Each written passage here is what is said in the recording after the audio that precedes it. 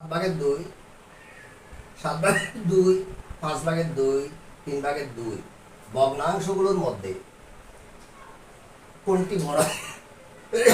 এই প্রশ্ন করলে আমরা খুব দ্রুত গতিতে বলে দেবো 7/2 বড়।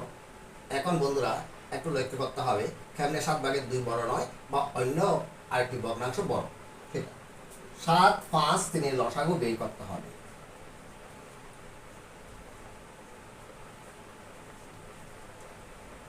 7, 5, 3 লসাগুকে কোনো সংখ্যা দিয়ে ভাগ করলে নিঃশেষে বিভাজ্য হয় না। এই কারণে 5 7 35, 3 35, 105 গুণ করে বসানো। এবার 7 দিয়ে ভাগ করলে 7 15 105, 15 দুপুর এটাকে গুণ 15 দিয়ে 15 দুপুর 30, 5 দিয়ে এটাকে গুণ করলে 5 দুগুণ 10, 5 হবে 5 21, 21 দুগুণ 42, কমা 3 দিয়ে এটাকে ভাগ করলে 3 3 9, 1 15, 3 বাজা 15, তাহলে 35, 35কে 2 দিয়ে গুণ করলে 70।